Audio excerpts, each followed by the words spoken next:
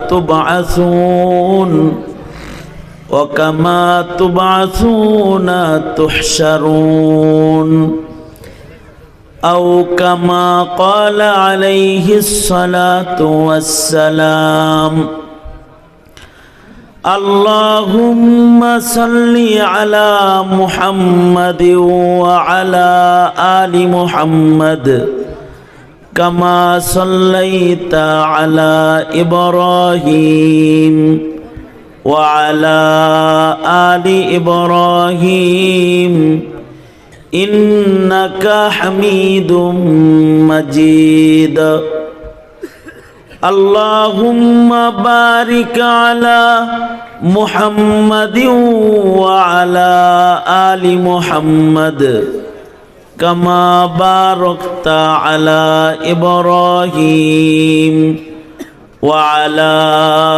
آل إبراهيم إنك حميد مجيد الحمد لله দুবাসিয়া মধ্যপাড়া জামে মসজিদের উদ্যোগে আয়োজিত 14তম বার্ষিক মাহফিলের মোহতারাম সাদার উপস্থিত হযরত বুজুর্গ উলামায়ে কেরাম সম্মুখপানে সমবেত দিন প্রিয় ইসলাম প্রিয় দিনদার ইমানদার মুমিন মুসলমান ভাইরা বুড়া বাবারা যুবক ভাইরা পর্দার আড়ালের মা বোনেরা আল্লাহর দরবারে শুকর আল্লাহ তাআলা দ্বীনি নসিহতের মাহফিলে উলামাদের সোহবতে জান্নাতের বাগানে আমাদেরকে একত্রিত হওয়ার তৌফিক দান করেছেন আল্লাহ রাব্বুল আলামিন। এজন্য আল্লাহ তাআলার শুকরগুজার হই কালিমাতুশ শুকর পড়ি জবান খুলে ভক্তি ভরে সমস্বরে আওয়াজ করে সম্মিলিত কণ্ঠে সকলে বলি আলহামদুলিল্লাহ। বিকাল থেকে ওলামা হযরতগণ গুরুত্বপূর্ণ নসিহা আপনাদেরকে করেছেন।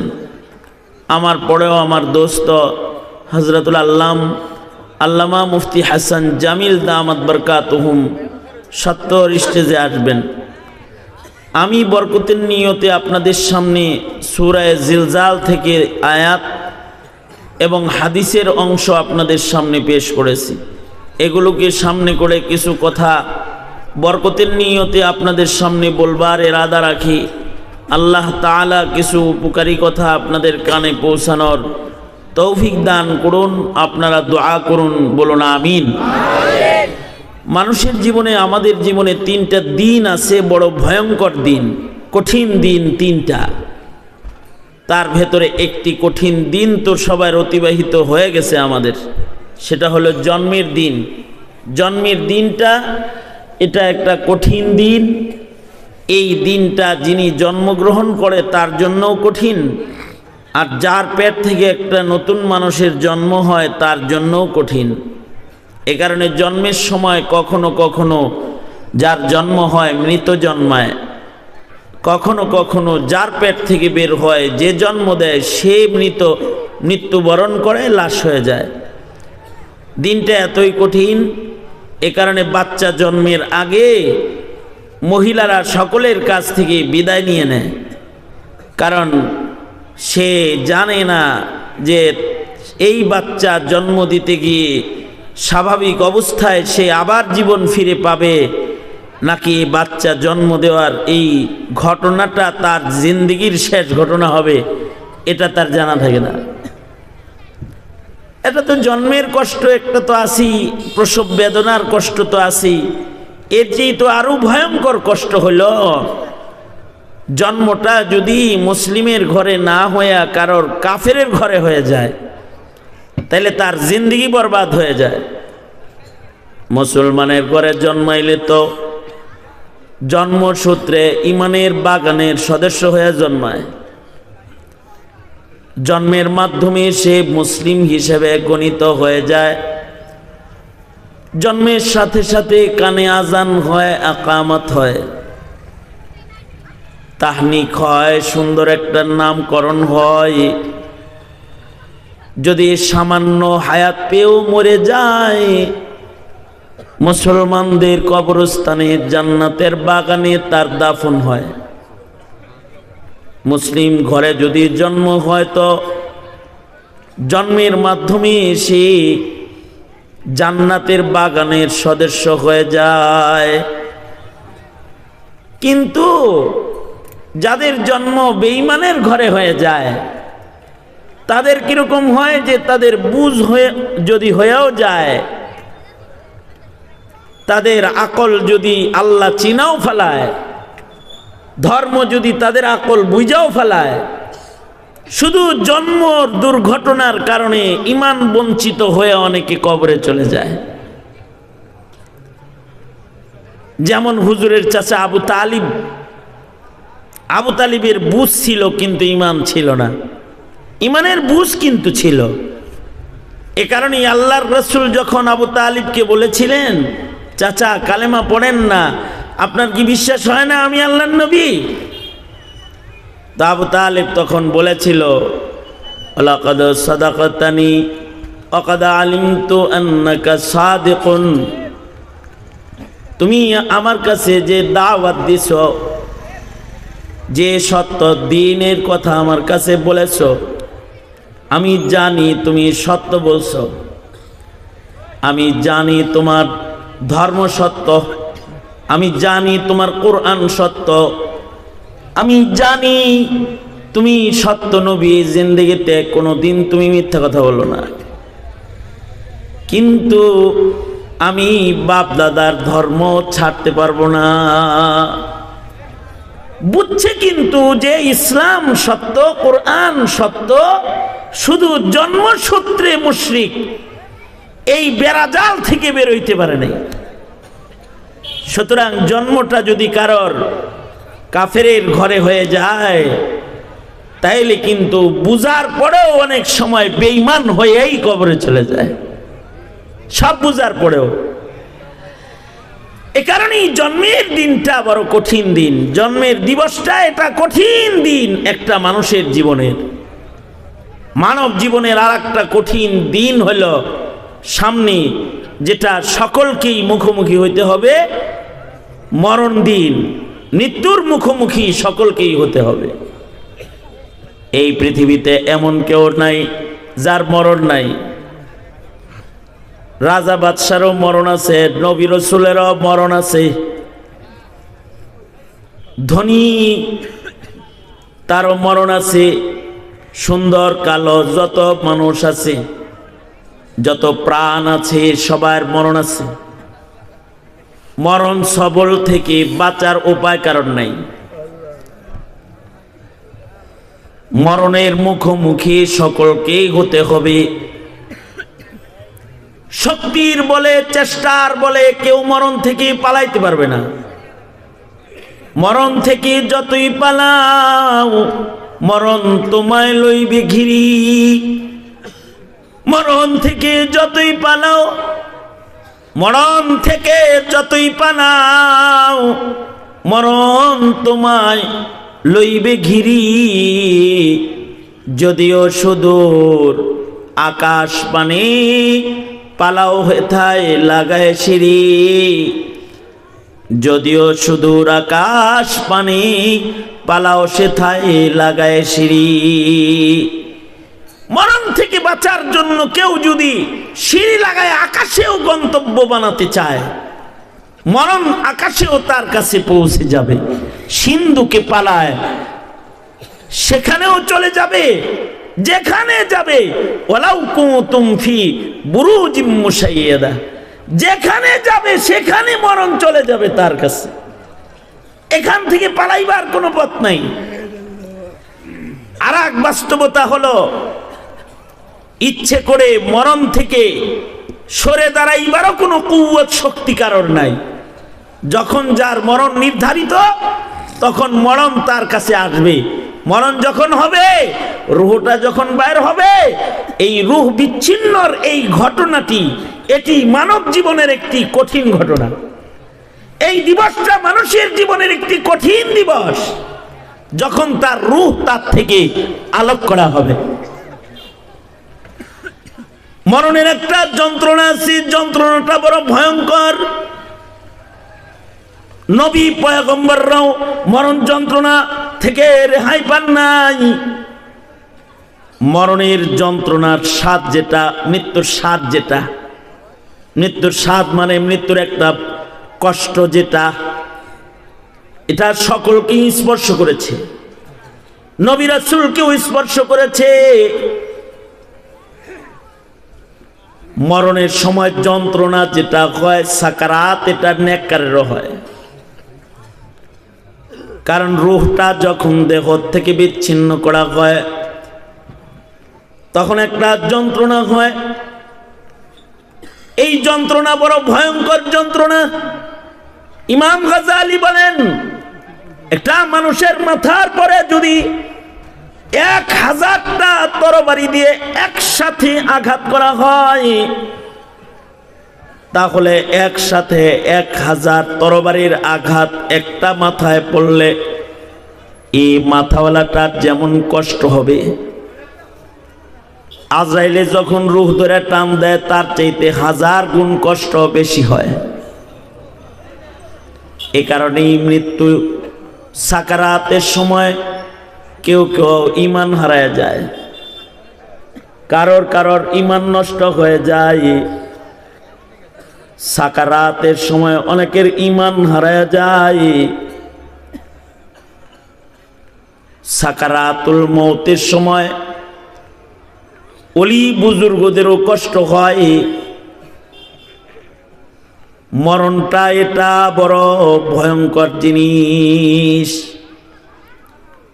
সারা দুনিয়ার সব মায়ার বন্ধন ছিঁড়া তছনছ হয়ে যায়,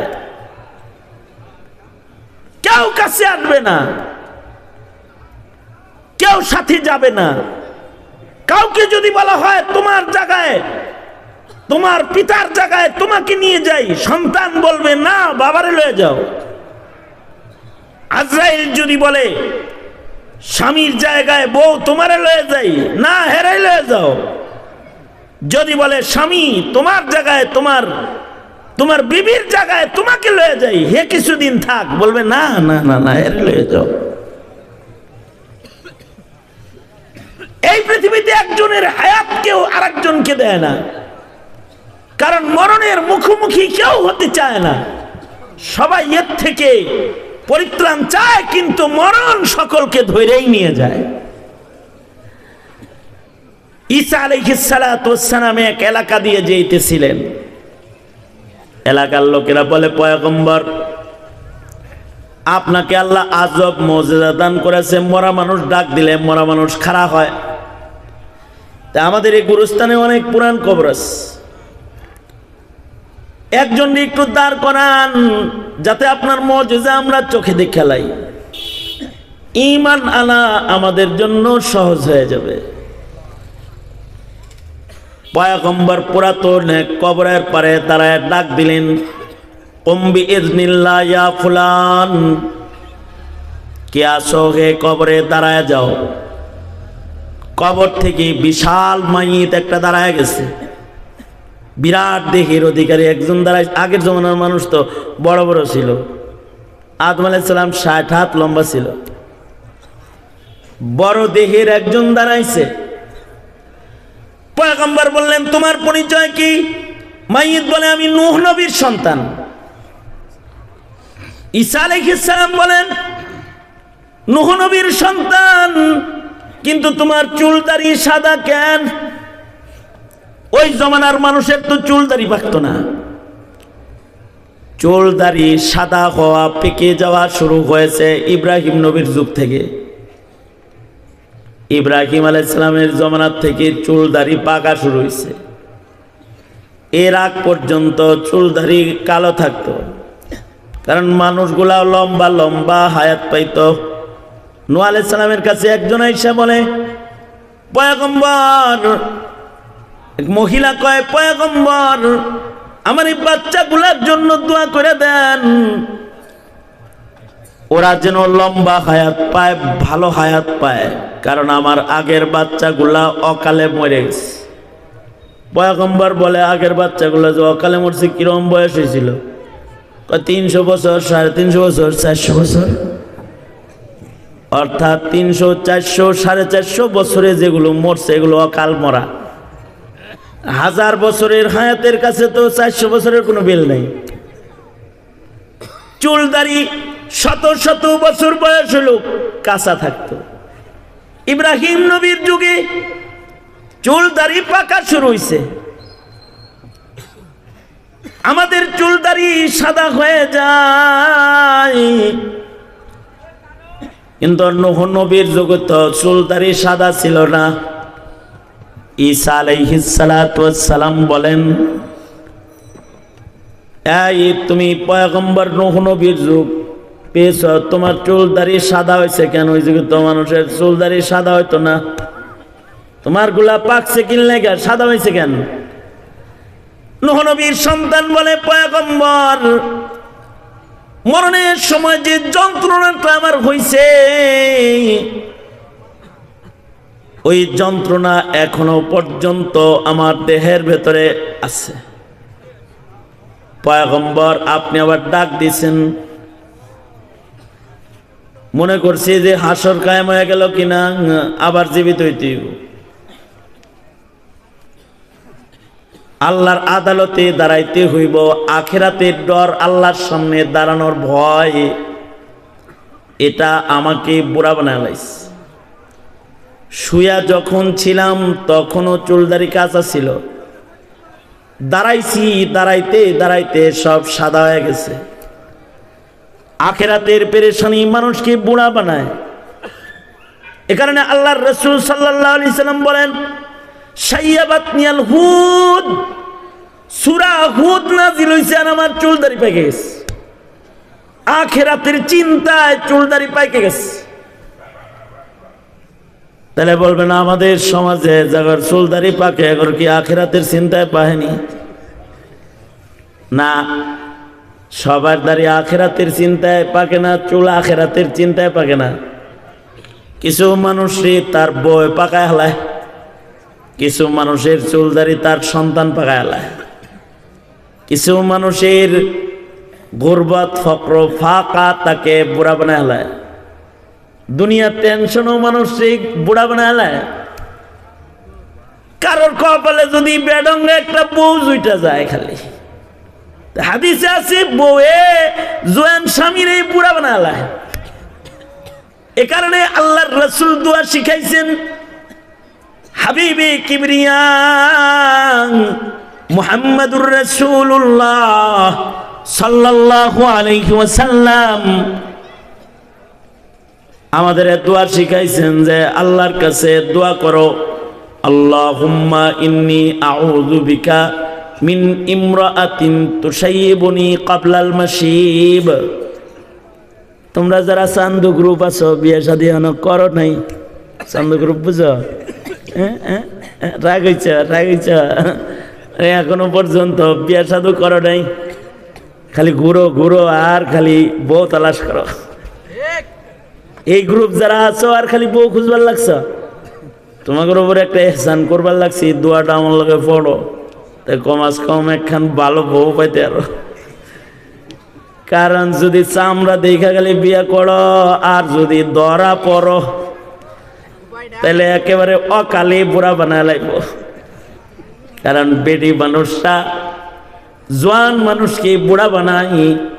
এ কারণে আল্লাহর রাসূল নবী দোয়া শিখাইছেন, পড়েন আমার সাথে, আল্লাহুম্মা ইন্নী আউযু বিকা মিন ইমরাআতিন তুসাইয়িবুনি ক্বাবলাল মাশিব। হে আল্লাহ, আপনার কাছে আমি এমন বউ থেকে পানাহ চাই যে আমাকে বুড়া বানায় ফেলবে, বুড়া হওয়ার আগে। কাউকে কাউকে সন্তানেরা বুড়া বানায় ফেলে, কারণ সন্তানের কারণে পিতা মাতার দেহ নষ্ট হয়।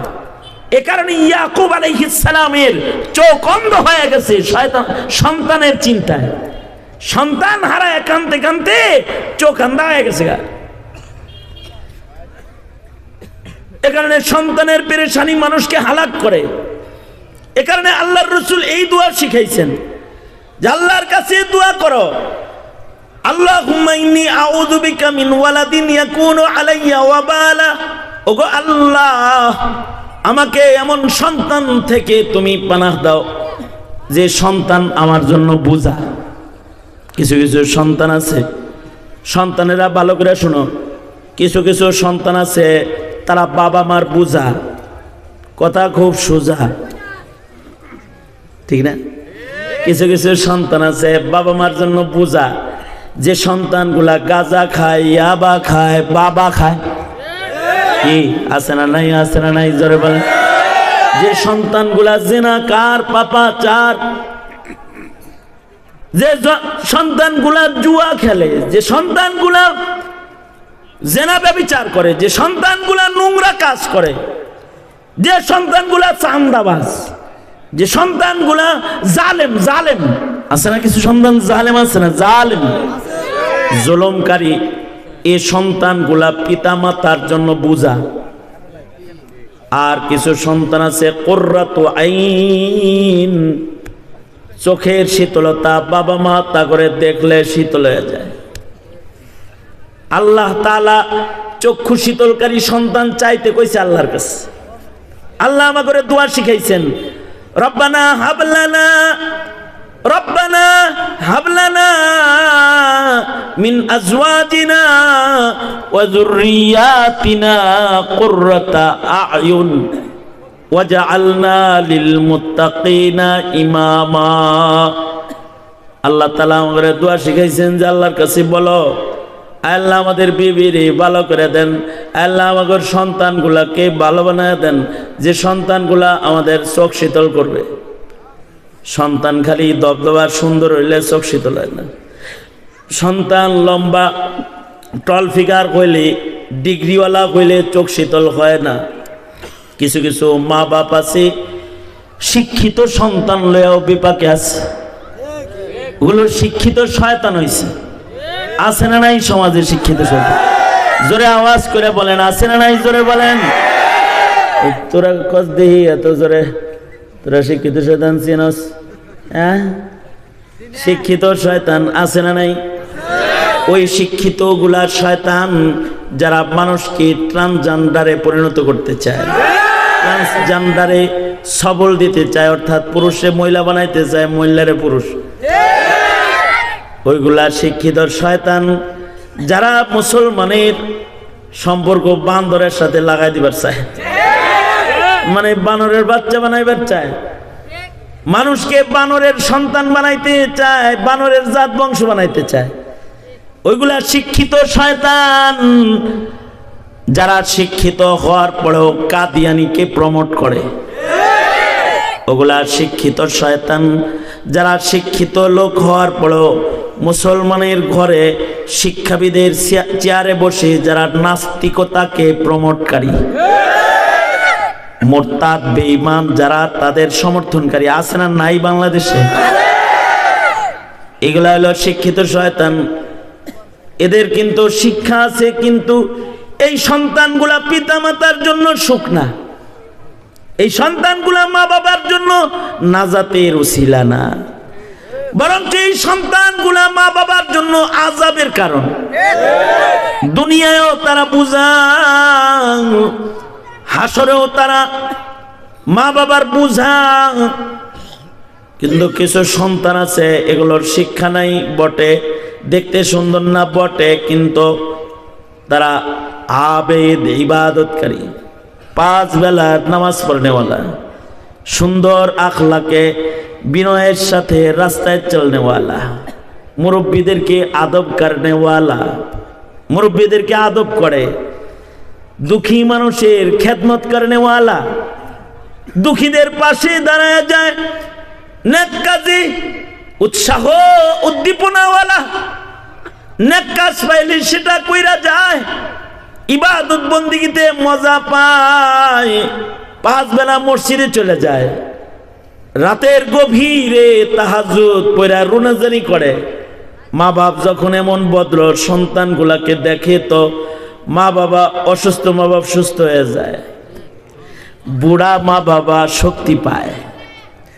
আর কুসন্তানগুলো দেখলে পরে জোয়ান মা বাবা শরীর ছাইরা দেয়, বুড়া হয়ে যায়, বোঝা হয়ে যায়। এ কারণে কিছু সন্তান আছে এরা মা বাবার চোখ শীতল করে ফেলায়, এরা মা বাবার দোয়া পাওয়া যায়। যে সন্তানগুলা মা বাবার দোয়া পাওয়া যায়, মা বাবার দোয়ায় তারা ওলি হয়ে যায়, মা বাবার দোয়ায় সাধারণ জীবন থেকে অসাধারণ পুরস্কার পাওয়া যায়। এমনকি মা বাবার দোয়া পাইলে নবীর সাথে জান্নাতের উপযুক্ত হয়ে যায়। পয়গম্বর মুসা আলাইহিস সালাতু ওয়াস সালাম উনি আল্লাহকে বললেন, আল্লাহ জান্নাতে আমার বন্ধু কে হবে, আমার জান্নাতি দোস্ত কে হবে?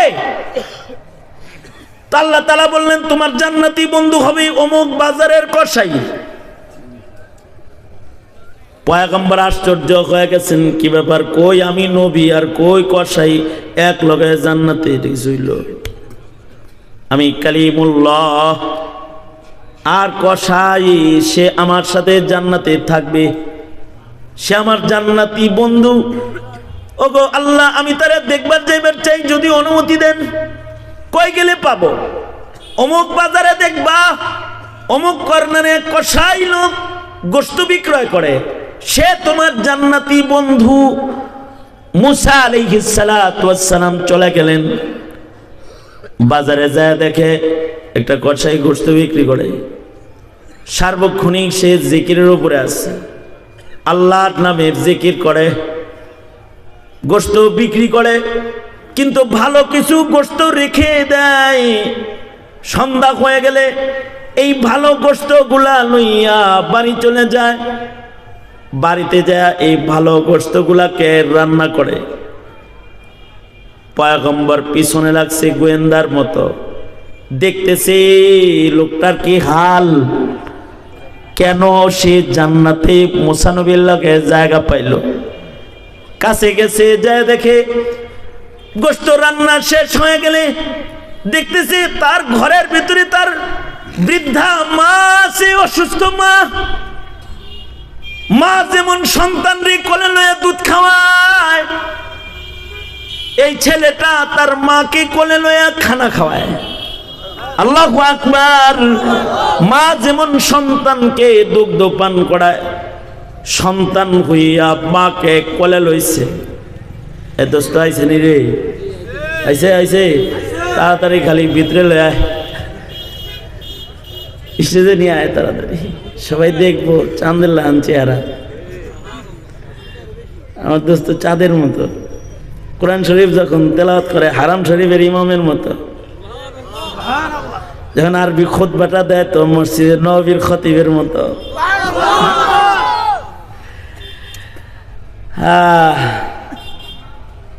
কি বলতেছিলাম, যে মাকে কোলে লয়ে খাওয়াইতেছে। মা যেমন সন্তানরে কোলে লয়ে খাওয়ায়, এই সন্তান মারে কোলে লয়ে খাওয়াইতেছে। মা যদি চিবাইতে অক্ষম হইয়া যায়, মুসা নবী দেখে সন্তানে চাবায়া চাবায়া নরম বানায়া মায়ের মুখে লুকমা লাগায়া দেয়। মা খায় আর সন্তানের চেহারা হাতায়। মা খায়া দেয়া যখন মুখ ধৌত করে যখন মাকে শুয়ে দিয়েছে, তখন বুড়া মা দোয়া করতেছে, আল্লাহ আমার সন্তানটা কসাই হইলে কি হবে, সে আমি মার চোখ শীতলকারী সন্তান। ওগো আল্লাহ, আমি মায়ের পক্ষ থেকে আমার এই চোখ শীতলকারী সন্তানের জন্য একটা খাস দোয়া। আল্লাহ গো, জমানার পয়গম্বর মুসার সাথে তুমি আমার সন্তানকে জান্নাতে রাখো।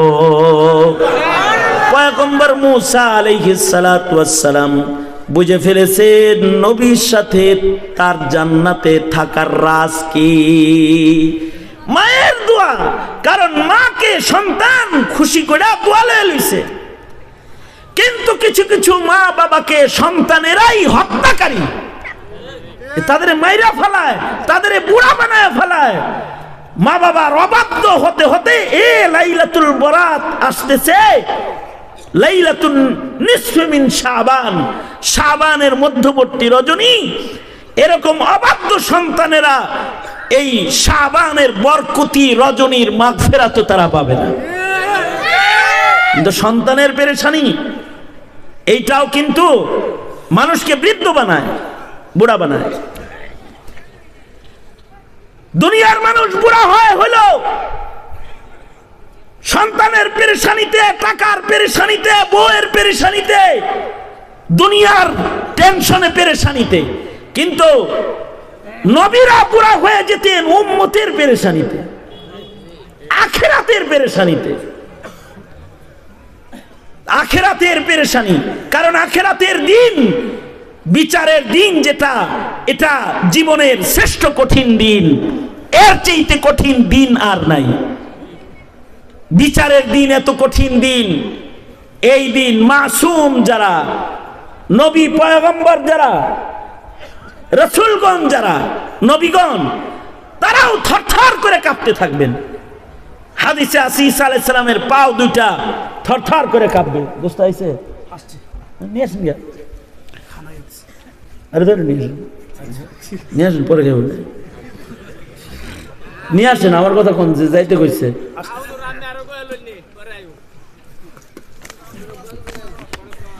আমি আজকে না, আজকে দেখতে আইছি, আমার দুয়ার দাওয়াত দিচ্ছে। জিগায় দেন, রে ওয়াজের দাওয়াত নেই নেই। ওয়াজের দাওয়াত আমি নিব 1 বছর আগে, যেদিন আমার খালি ডায়েরি থেকে ডেট নিবে তখন। তাও আমি ওই সময় দাওয়াত নিল, দোস্তরে স্যার আইতাছি না। আরে কি এর কথা, কোন ওয়াজ করেন? আপনার কথাই ওয়াজ করবো নাকি? ওয়াজ শেষ। এই হাসান জামিল সাহেবরে নিয়ে আসো, নোমান দোস্তরে নিয়ে আসো। তা আখিরাতের দিনটা এটা কঠিন দিন। ওয়াজ তো কর্ম, দাড়ি কাটেন কে? হেডা কোন ছোট করেন না কিন্তু, ঠিক আছে? আর কে কইছে ওয়াজ করতে? হ্যাঁ, আপনি কইছেন? হ্যাঁ, নামাজ পড়েন তো ঠিক মতো, খালি ওয়াজ শোনান খালি। হ্যাঁ, ওয়াজ শুনতে তো আর ওযু করা লাগে না, ওয়াজ শুনতে তার ফজরের ঘুম মাইরে মসজিদে যাওয়া লাগে না। ওয়াজ তো বছরে একবার, শুনতে টেস্টি লাগে। নামাজ যে মানে দিনে 5 বার পড়তে কষ্ট লাগে। এক সাহাবী আল্লাহর রাসূলকে ওযু করাইলেন। এক সাহাবী, হাদিসে আছে, মুসলিম শরীফের রিওয়ায়াত, এক সাহাবী আল্লাহর রাসূলরে ওযু করায় দিলেন। নবীজিরা কেউ যদি ওযু করাইতো, নবী খুশি হয়ে যেত। এই যুগে তো খুশি হয় বিভিন্ন জিনিস দিয়ে, কেউ ফুল দিয়ে খুশি হয়, কেউ আই লাভ ইউ কার্ড দিলে খুশি হয়। এই যে 14ই ফেব্রুয়ারিতে বিশ্ব বেহায়া দিবসে কার্ড দিয়া খুশি করছে কেউ, কাউরে কার্ড দিছে খুশি হয়ে গেছে। কেউ দুনিয়ার সামান পায়া খুশি হয়। সাহাবীদের খুশি ভিন্ন খুশি ছিল, নেককারদের খুশি ভিন্ন খুশি, নবীর খুশি ভিন্ন খুশি। কারণ বিড়ি খাওয়াইলেও খুশি হয়। মনে করেন ওয়াজ মিলাইছে, বিড়ি টিড়ি খায় না অনেকক্ষণ, তো একজনে খায় হারে গুয়া খাইতে দিছে, বিড়ির গুয়া, বিড়ির পাশাটা আছে না, এইটুক চাটতে দিছে, এইটুক খায় খায় থ্যাংক ইউ, খুশি হয়ে গেছে এই এক টান দিয়ে। এক একজন রে আল্লাহ এক এক তালের খুশি দান করছে। আর কেউ আছে নামাজের তাকবীরে উলাটা পাইলে খুশি হয়ে যায়। যেদিন 5 বেলা তাকবীরে উলার হিফাজত হয়, সেদিন তার দিলে আলাদা একটা খুশি বিদ্যমান রয়। সুন্দর একটা ওযু করে তো দিলের ভেতরে একটা খুশি রয়। আল্লাহর রাসূল রে কেউ ওযু করাইলে নবী খুশি হয়ে যেতেন। কারণ ওযুর পরেই হলো নামাজ, তাহিয়াতুল ওযু, আর ওযুর পরেই নবীজির সাথে মুলাকাত, সাক্ষাৎ আল্লাহর সাথে। নবীর মুলাকাত হবে ওযুর পরে আল্লাহর সাথে। নামাজে দাঁড়াইলে আল্লাহর সামনাসামনি হয়ে যাবে। একে ওযু করাইলে নবী খুশি হয়ে যেত। আব্দুল্লাহ ইবনে আব্বাস রাদিয়াল্লাহু আনহুমা নবীজিকে ওযু করাইছেন, নবীজি খুশি হয়ে গেছে। খুশি হইয়া নবীজি আব্দুল্লাহ ইবনে আব্বাসকে বললেন, আসো আব্দুল্লাহ, আসো, কাছে আসো। নবীজির বুকের কাপড় সরাইয়া বুকের ভিতরে জাপটা দিয়ে ধইরা দোয়া করে দিছে, আল্লাহুম্মা ফাক্কিহু ফিদ্দীন ওয়া আল্লিমহুল কিতাবা ওয়াল হিকমা। নবীর দোয়ায় রাইসুল মুফাসসিরিন ফিল ইসলাম হয়ে গেছে। এক সাহাবী নবীজিকে ওযু করাইছে। ওযুর পরে আল্লাহর রাসূল খুশি হয়ে গেছেন। আল্লাহর নবী বললেন, সাহাবী তুমি আমারে ওযু করাইছো, আমি তোমার উপরে খুশি হয়ে গেছি, তুমি আমি নবীর কাছে একটা কিছু চাও, তুমি যা চাইবা আমি তোমাকে তাই দেব। সাহাবী বলে, কিছু একটা চাও, যা চাইবা তা দিমু। সাহাবী তো গোল্ডেন চান্স পাইছে, নবী বলছে যা চাইবা তাই দিমু। সালমা শিকতা, যা দরকার চা তাই দিমু তোরে। এরকম কথা যদি আমাদের কেউ বলে তাহলে আমরা তো দুনিয়া চাই বসি। যদি কয় যা চাও তাই দিমু, কিছু চাইলো। স্বামী যদি বিবিরে বলে কি চান, যা চাও তাই দিমু, তো কইব আমার 10 ভরি স্বর্ণ দাও, আমার একটা বাড়ি লেখা দাও, একখানি জায়গা লেখা দাও। এইগুলো আমাদের চাওয়া।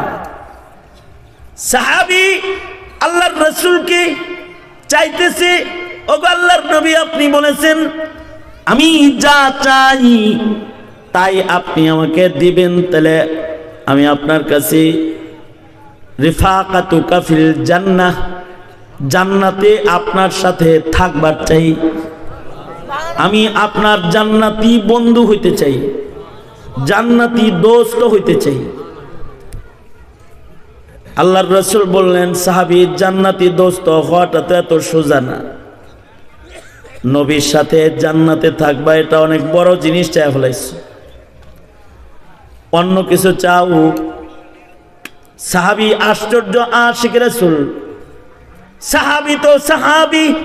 সাহাবী বলে, যদি পাই তো এইটাই পাইতে চাই, আর যদি এইটা না পাই তাহলে আমার অন্য কিছু দরকার নাই, আমি জান্নাতে আপনার সাথে থাকতে চাই, এটা না পাইলে দুনিয়ার আর কিছু আমার দরকার নাই।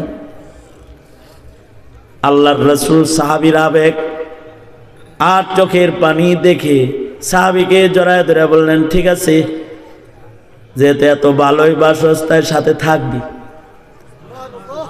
যেহেতু আমাকে ভালোবাসো আমার সাথে জান্নাতে থাকবা, কিন্তু আলাইকা বিকাসরাতিস সুজুদ, বেশি বেশি নামাজ পড়বা, বেশি বেশি সেজদা দিবা। তোমার জীবনে যত সেজদা বেশি হবে তত আমার বেশি কাছে থাকবা। যার জীবনে সেজদা যত বেশি সে নবীর তত কাছে থাকবা। এই মাসআলাটা বের হয়, আলাইকা বিকাসরাতিস সুজুদ, সাহাবী কাছে থাকবা কিন্তু অধিক পরিমাণে সেজদা দেনেওয়ালা হও, যত নামাজ পড়বা বেশি, সেজদা দিবা বেশি, তত কাছে থাকবা বেশি। এ কারণে নবীর সাহাবী যারা ছিল সবাই বেশি সেজদাওয়ালা ছিল, 1.25 লাখ সাহাবী সবার বেশি সেজদা ছিল। যার সেজদা একটু কম হয়েছে নবী তাকে বদদুয়া দিয়ে দিছে একেবারে। সালাবা নামে এক সাহাবী ছিল, এ সাহাবী নবীর কাছে আইসা বারবার খালি বলতো, ওগো আল্লাহর নবী, ওগো আল্লাহর নবী, আমি গরিব মানুষ, আমার যেন আল্লাহ মাল দেয়, দোয়া করেন। কিছু আছে দেখবেন হুজুরের কাছে গেলেই খালি কয়, হুজুর ব্যবসায় জন্য একটু বরকত হয়, দোয়া করেন, আর কোনো কিছু খুঁজে পায় না, খালি হেগলা চায়, টাকা চায়, মাল চায়। সাহাবী এই লোক আইসা খালি রাসূলকে বলে, ও আল্লাহর নবী, আমার যেন মালে বরকত, একটু দোয়া করেন না, করেন না, করেন না। আল্লাহর রাসূল বলতেন, ইন্নামা আমওয়ালুকুম ফিতনা, তোমাদের মাল কিন্তু তোমাদের ফিতনা। এই মালের মালিক হইবার চাও যে ফিতনায় পড়ে যাবে কিন্তু না, অসুবিধা নাই, ইবাদত বন্দি কর্ম মাল যেন দোয়া করেন। আল্লাহর রাসূলের কাছে বারবার দোয়া চায়, তো আল্লাহর রাসূল দোয়া করেই দিছে। আল্লাহর রাসূল সাল্লাল্লাহু আলাইহি ওয়াসাল্লাম একদিন দোয়া করে দিলেন, আল্লাহ আপনি সালাবার মালের ভেতরে বরকত দিয়ে দিন। নবীর দোয়া লাগিয়ে গেছে, কয়দিন পরে উট বেড়ে গেছে। আগে ছিল উট একটা, বাচ্চা হলে এটা বেতন লাগতো, কিন্তু এখন এমন এক উট হয়েছে যে এ উটে বাচ্চা দিছে, কিন্তু দুধ বেশি, দাম বেড়ে গেছে, এটা বিক্রি করছে আর উট হয়ে গেছে। 2 উট কিনছে তো এবার 3 উট হয়ে গেছে। বাচ্চা ছাগল কিনছে, পাল পাল ছাগল উট হয়ে গেছে। নবীর দোয়া এইরকম ছাগল আর উট হইছে। এবার যেখানে মহল্লার ভেতরে তার বাড়ি, এখানে আর রাখার কায়দা নেই। এবার সব উট ছাগল লইয়া জঙ্গলে গেছে, খেতে মরুভূমিতে চলে গেছে। মরুভূমিতে যায় দিনের বেলায় উট রাখে, আর মসজিদে এসে নামাজ পড়ে যায় দৌড়ায় দৌড়ায়। কয়দিন পরে উট আরো বাড়ছে, ছাগল আরো বাড়ছে।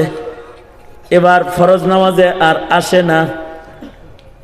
আল্লাহর রাসূল সাল্লাল্লাহু আলাইহি ওয়াসাল্লাম নামাজের সময় তালাশ করেন, আইনা সালাবা, সালাবা কই, জামাতে আসে নাই? না, আসে নাই। এখন মাঝে মাঝে আসে। কি লেগে মাঝে মাঝে আসে জানো? ওই যে মাল বাড়ছে, পেছে পড়ছে। যাইতে যাইতে যাইতে যাইতে এবার জুমার নামাজে আসা শুরু করছে। কিছু আছে না? জুমার নামাজের মুসল্লি কিছু আছে না? সাহাবা জুমার নামাজের মুসল্লি হয়ে গেছে। জুমার নামাজে আসে, রেওয়ায়াতে আসে আল্লাহর রাসূল সাল্লাল্লাহু আলাইহি ওয়াসাল্লাম রাগ হইতেছেন খালি। কয়দিন পরে জুমার নামাজও আসা বাদ দিচ্ছে, জুমার নামাজও আসতেছে না। আল্লাহর রাসূল সাল্লাল্লাহু আলাইহি ওয়াসাল্লাম, নবী আলাইহিস সালাতু ওয়াস সালাম বললেন, ওর তো মাল বেশি হয়ে গেছে, উট ছাগলেরও যাকাত আছে, যাওয়ার কাছ থেকে যাকাত লয়ে আয়, যাকাত আদায় কর। মদিনার থেকে লোকজন গেছে যাকাত আনার জন্য। কয় কি ইসলামে আবার ট্যাক্স টুক আছে নাকি? আমি ট্যাক্স টুক আমি দেইটাই না। মানে মালের মোহব্বত এত বেশি যে যাকাত তো দিবে না। মালে তারা এমন মুসিবতে ফেলছে, আল্লাহর রাসূলের মুখ দিয়ে শেষ পর্যন্ত বদদুআ বাইরে হয়ে গেছে। ওয়াইলুল লিসালাবা, আল্লাহর রাসূল বলেন তার উপরে তার ধ্বংস হোক, তার হালাকি হোক, তার উপরে আযাব হোক। আল্লাহর রাসূল সাল্লাল্লাহু আলাইহি ওয়াসাল্লাম বদদুআ করে ফেলেছেন। মনে মনে ভাবতে পারেন নবী হয়ে বদদুআ করছে। হ্যাঁ, নবীরা বদকার যারা, মুনাফিক যারা, বদকার যারা, যারা গুনাহের মজায় পড়ে গেছে, ইবাদত ছাইড়াই দিছে, তাদের জন্য নবী বদদুআ করছেন। আল্লাহর রাসূল সাল্লাল্লাহু আলাইহি ওয়াসাল্লামের সামনে একজন বাম হাতে খায়। আল্লাহর রাসূল বললেন, এই সাহাবী, বাম হাতে খাস কেন, ডান হাতে খা। সাহাবী নিজের ইজ্জত বাঁচাইবার লাগা সাহাবী কইতেছে, আমার ডান হাতে একটু সমস্যা আছে। তার মানে বুঝাইতেছে ডান হাতটা আমি এখন উঠাইতে পারতেছি না। আল্লাহর রাসূল নেক আমল থেকে নিজেকে দূরে সরাইছে, এত রাগ করছেন, নবীজির সাথে সাথে বদদুআ করে দিছেন, তুই তোর ডান হাত জীবনে কোনোদিন আর উঠাইতে পারবি না। নবীর বদদুআ লাগে গেছে। হাদিস রিওয়ায়াতকারী সাহাবী কয়, জীবনে কোনোদিন আর ডান হাতটাকে উপরে উঠাইতে দেখি নাই, আর জীবনে কোনোদিন ডান হাত উপরে উঠাইতেই পারে নাই।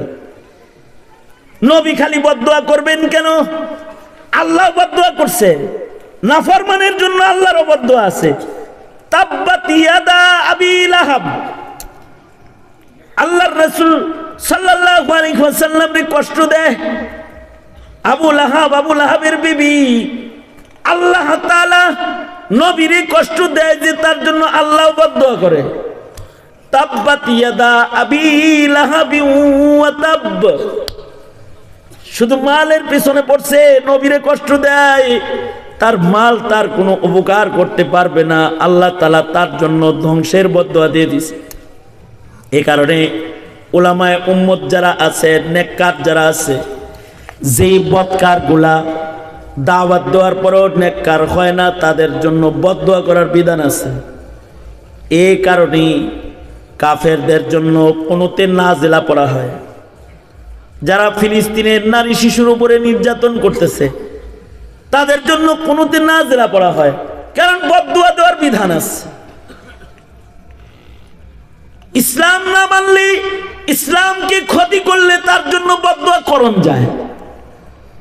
কিন্তু যারা দুনিয়ার পিছনে পইরা যায়, সেজদা যারা কমায় দেয়, ধীরে ধীরে তাদের ভেতরে নেফাকাত ঢুকে যায়। সেজদা যারা কমায় দেয়, নামাজে যারা আসে না, ধীরে ধীরে তারা বেঈমান হয়ে যায়। আর যাদের জীবনে সেজদা বেশি হয় তাদের ঈমান বেড়ে যায়। যারা মসজিদে বেশি যায়, আল্লাহর কদমে সেজদা বেশি দেয়, তাদের ঈমান বেড়ে যায়। আল্লাহর রাসূল সাল্লাল্লাহু আলাইহি ওয়াসাল্লাম সাহাবীকে বললেন, জান্নাতে আমার সাথে থাকতে পারবি, কিন্তু আলাইকা বিকাসরাতিস সুজুদ, সেজদা যত বেশি দিবি তত আমার কাছাকাছি থাকবি। আমাদের সমাজেও যারা ওই সাহাবার মতো নামাজ যারা পড়ে না, তারা এক সময় যাকাতও স্বীকার করে। নামাজ যারা পড়ে না, এক সময় ওরা পর্দাও স্বীকার করে। নামাজ না পড়তে পড়তে কুফুরের আক্রমণ তাদেরকে এমন করে যে রাসূলকে গালি দিয়ে ফেলায়। তখন নবীর বিধান ভাল লাগে না, নবীর ইত্তিবা ভাল লাগে না। আর যদি কেউ নামাজি হয়ে যায়, সেজদা দেনেওয়ালা হয়ে যায়, ইন্নাস সালাতা তানহা আনিল ফাহশাই ওয়াল মুনকার, নামাজ মানুষকে সব গুনাহ থেকে বাঁচায় রাখে।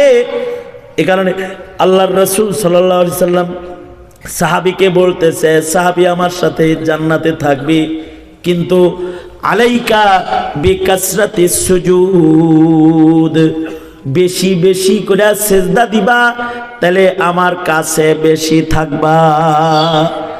এ কারণে সাহাবায়ে কেরাম বেশি বেশি সেজদা দিতেন। সাহাবীদের গুণ হলো ফি উজুহিহিম মিন আসারিস সুজুদ, আল্লাহ বলে সাহাবীদের চেহারার ভেতরে সেজদার দাগ। আল্লাহু আকবার, জোরে বলেন। সব সাহাবীরা নামাজ বেশি পড়তো, আর এই উম্মতের অবস্থা হলো নামাজি মানুষ কম। ওয়াজ শোনার শ্রোতা অনেক আছে, ফতোয়া দেওয়ার মুফতি সাহেব অনেক আছে, মানে সৌদি আরব থেকে ঘুরে মুফতি সাহেব হয়ে গেছে, কিন্তু নামাজ পড়নে ওয়ালা অভাব। শুধু ফরজ পড়ে দৌড় দেয়। অধিকাংশ মুসল্লি এমন যারা নামাজ পড়ে না, কিছু আছে শুধু তার বাৎসরিক সেজদা 4টা ঈদের নামাজ পড়ে, আর কিছু আছে এর সাপ্তাহিক সেজদা 4টা জুমার নামাজ পড়ে, আর কিছু আছে এটিও পড়ে না, আর কিছু আছে যারা নামাজ পড়ে আন্দাজে মান্দাজে পড়ে, না মাসাইল শিখে নামাজ পড়ে, না ইবাদত শিখে ইবাদত করে, ইবাদতের হক আদায় করে নামাজ পড়ে। এমন মুসল্লিরই তো অভাব। যদি এমন মুসল্লির অভাব হয়ে যায়, তাহলে নবীর শাফাত তো কঠিন হয়ে যাবে। হাসরের ময়দানে কেউ যদি আরশের ছায়া চায়, তাহলে তাকে মসজিদমুখী হইতে হবে। সবচেয়ে কঠিন দিন হাসরের দিন। হাসরের দিনে, বিচারের দিনে কিছু মানুষকে আল্লাহ তাআলা কঠিনতার থেকে বাঁচাইয়া নিজ আরশের ছায়ার নিচে জায়গা দান করবেন। যাদেরকে আল্লাহ তাআলা আরশের ছায়া দিবেন, আধা সূর্যের নিচে যাদের দাঁড় করাইবেন না ওই কঠিন দিনে, তাদের 7 প্রকারের একটা প্রকার হলো যারা মসজিদে যাতায়াতকারী মুমিন, যারা ঘন ঘন মসজিদে যায়, জামাতে হাজির হয়, দিলটা কলবটা মসজিদে ঝুলে থাকে। 7 প্রকারের ভেতরে একটা প্রকার তারাও যারা আলেমদেরকে মোহাব্বত করে, আল্লাহর জন্য একে অপরকে ভালোবাসে। ওয়ারাজুলানে তাহাব্বা ফিল্লাহ ইজতামা আলা যালিকা ওয়া তাফাররাকা আলাইহি। হাসরের কঠিন ময়দানে আলহামদুলিল্লাহ বলেন। হায় রে, মাইক দিয়ে ডাকাডাকি করবার লাগছি, তাড়াতাড়ি আনবার লেগে আয়া পড়ছে, মাইক দিয়ে ডাকবার লাগছি। আলহামদুলিল্লাহ। এই শোনেন, তাদেরকেও হাসরের মাঠে কঠিন দিনে আরশের ছায়া দেওয়া হবে, যাদের ভেতরে ভালোবাসা শুধুই মাত্র আল্লাহর জন্যে। এই দেশে 90% মুসলমান দেশের নওজোয়ান যুবকের কাফেলারা, অথবা 90% মুসলমান দেশের মুসলিমেরা যে আলেমদের জন্য রাত 12টা 1টা 2টা পর্যন্ত বসে থাকে, ভোটের জন্য না, কোনো স্বার্থের জন্য না, আল্লাহর জন্য, আর কঠিন দিনে তাদের সাথে হাসর পাওয়ার জন্য। বিচারের দিনে তাদের সাথে একটু হাসর যেন হয়, এ কারণে তাদের ভালোবাসে। আর এরা হলো উম্মতের সবচেয়ে বড় মুহসিন। এই ভালোবাসাকে তারা উম্মতের কাছে নবীর সুন্নাত তরিকায় কামে লাগায়। নবীজি যেমন উম্মতকে ভালোবেসে আমল শিখাইছেন, কিয়ামত পর্যন্ত আলেমরা উম্মতকে ভালোবেসে মাসাইল শিখায়া যাবে। যেই মাসাইলগুলো জানার পরে তারা ট্রান্সজেন্ডারের আক্রমণের শিকার হবে না, যে মাসাইলগুলো জানার পরে তারা ডারউইনের মতবাদের শিকার হবে না, যে মাসাইলগুলো বুঝার পরে তারা কাদিয়ানীদের চক্রান্তের নীল নকশায় পাড়া দেবে না। এটাই কারণ আলেমদেরকে জেলখানায় রাখার আর হাতকড়ি পরায় দেওয়ার আর আলেমের মুখে তালা লাগায় দেওয়ার, যে এরা যেন জাতিকে হিদায়াতের পথ দেখায় না দেয়। এই জিনিসটাকে থামো, এই জিনিসটাকে একটি চক্র আছে, এই জিনিসটাকে রাজনীতির অপব্যাখ্যার কালি দিয়া এটাকে ঘোলা কইরা বেড়ায়। এই দেশের মৌলবীরা রাজনীতি করার লেগে কথা কয় না, এই দেশের মৌলবীরা জাতির মাসাইল খুলে দেওয়ার জন্য কথা কয়। সুতরাং মৌলবীদেরকে, আলেমদেরকে মানুষ ভালোবাসে দ্বীনের জন্য, আল্লাহর জন্য। এই ভালোবাসা বিচারের দিনে ইনশাআল্লাহ নাজাতের উসিলা হবে। আপনারা যারা আজকে ওলামাদের মহাব্বতে গভীর রাতে বসে রয়েছেন, আল্লাহ তাআলা আপনাদেরকেও আরশের ছায়া ময়দানে মাহশারে দান করেন। দোস্ত আল্লামা শেখুল হাদিস আল্লামা হাসান জামিল সাহেব দামাত বরকাতুহুম আপনাদেরকে নিয়ে শেষ কথা, শেষ নসিহা আপনাদেরকে নিয়ে করবেন। আমি আমার এই সংক্ষিপ্ত কথার থেকে যে কয়টা দাওয়াত আপনাদেরকে ফাঁকে ফাঁকে দিয়ে দিছি, এই দাওয়াতগুলোকে আল্লাহকে ওয়াস্তে কোনো অপব্যাখ্যা না করে এটাকে সহিভাবে, যেভাবে আমলের জন্য সুবিধা হয় ওইভাবে যেভাবে বলেছি সেইভাবেই রিসিভ করবেন। এই আবেদন রেখে আমি আমার কথা এখানেই শেষ করছি। ওয়া আখিরু দাওয়ানা আলহামদুলিল্লাহি রাব্বিল আলামিন। আসসালামু আলাইকুম ওয়া রাহমাতুল্লাহি ওয়া বারাকাতুহু।